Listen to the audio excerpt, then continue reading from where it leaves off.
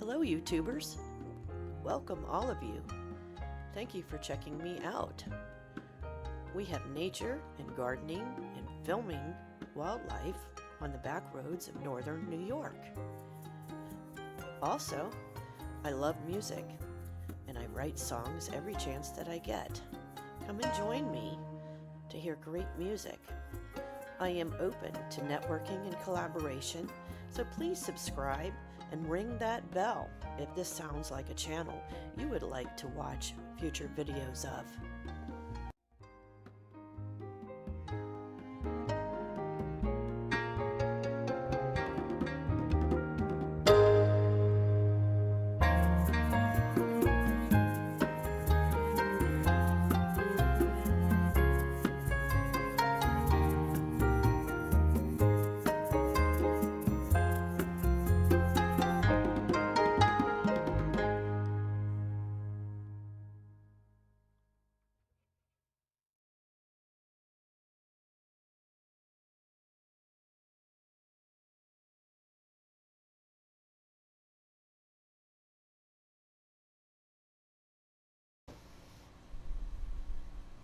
Hello there, welcome to my channel.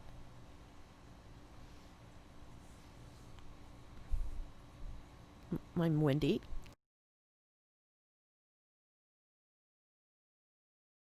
I am a backyard gardener from South Florida, and I live in northern New York, about 88 miles from Ottawa, Canada.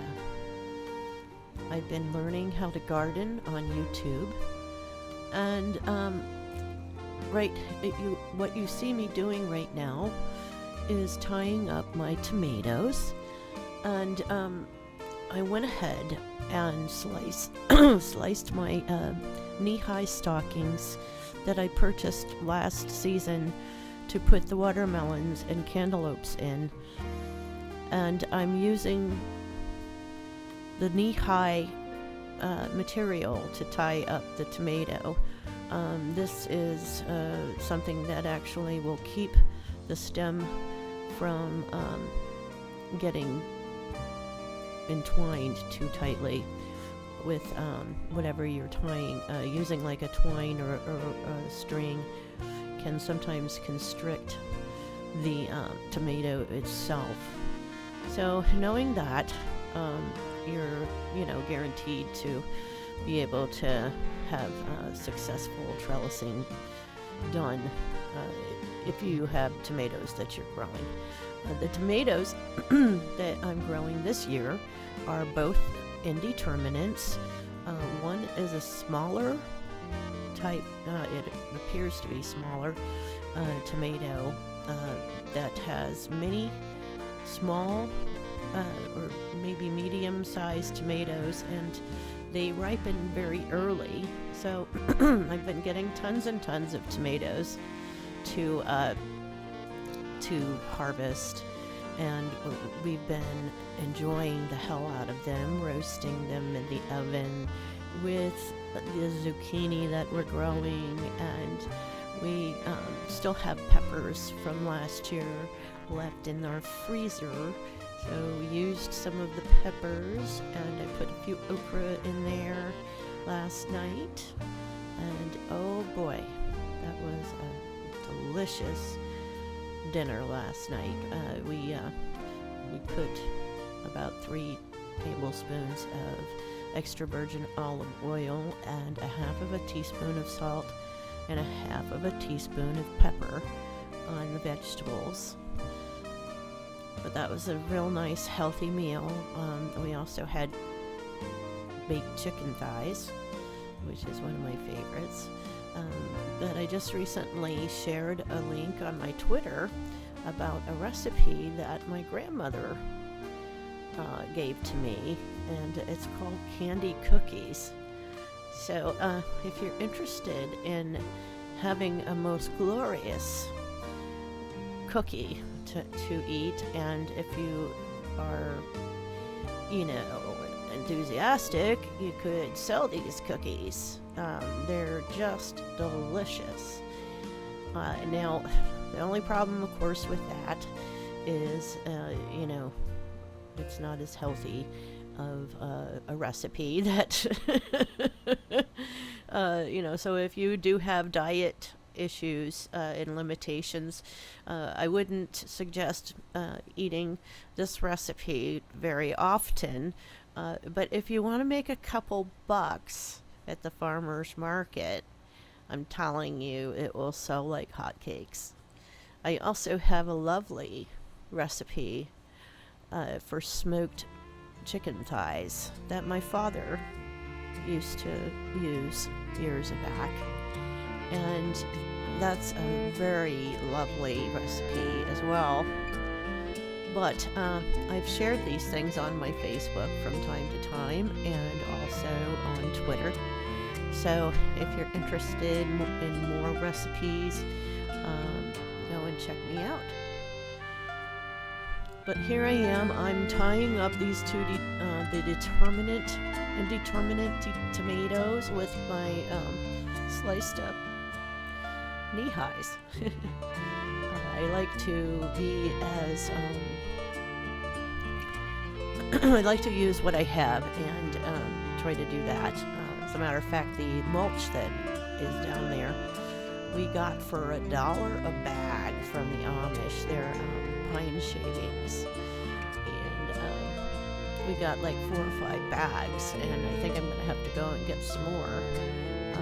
But I piled it all up on under every plant in there, and so I've been having some terrible heat issues here in northern New York, and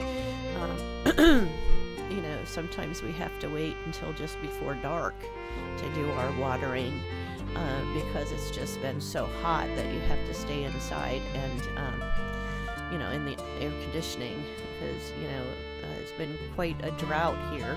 But I believe they just recently lifted the burn ban that they had, and I've still been able to water, so we haven't had any kind of a water ban issue yet.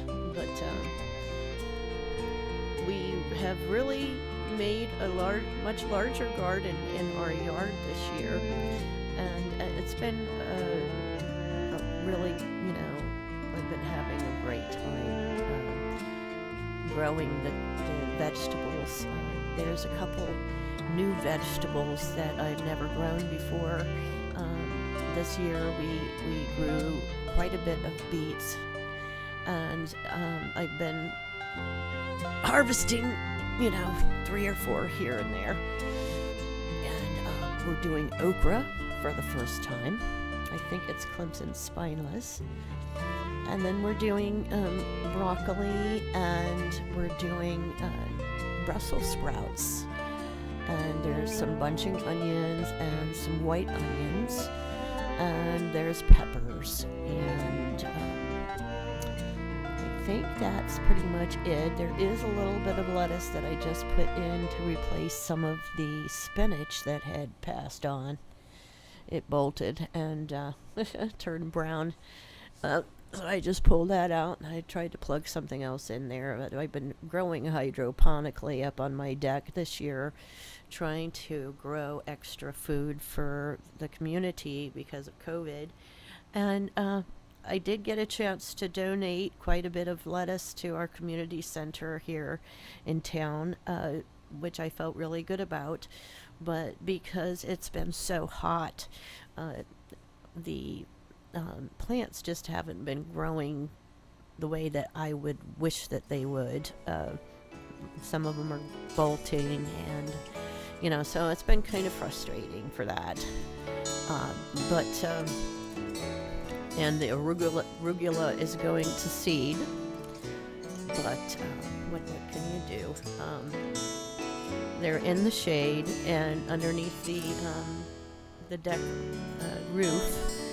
There's an awning out there, but we also have perennial flowers that grow on both sides of our house. I've been collecting perennial flowers. Well, it's been just over 15 years that we've been on this property, and so quite a few things have been coming and going, and my gardens have been getting better and better every year. This is the first year I can say that all of the beds are mulched. And so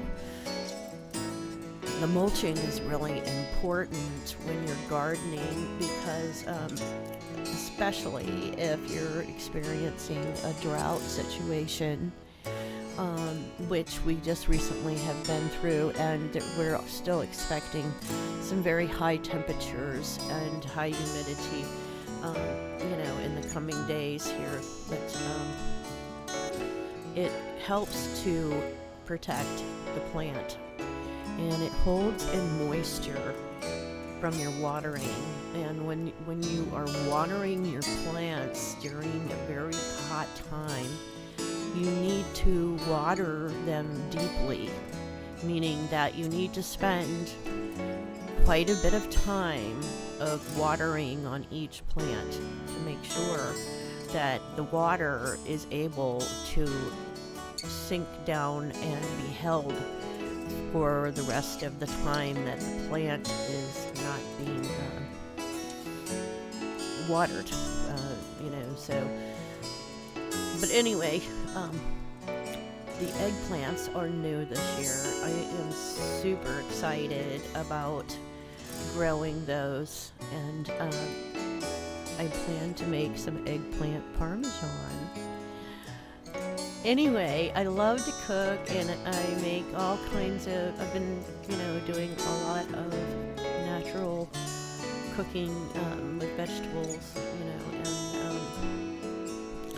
during the summer, every summer when we're growing all these beautiful vegetables, we get to, partake in all of the goodies and put them into, sometimes we'll have a salad for 2 weeks in a row, which is really good for us. And so, but it's been really soothing to me, helping me along with all of the different things happening today with the COVID-19, and trying to be productive, keep your mind off of what, contemplating things that we can't control, but I do live every day like it's my last, because life is too short, and we just need to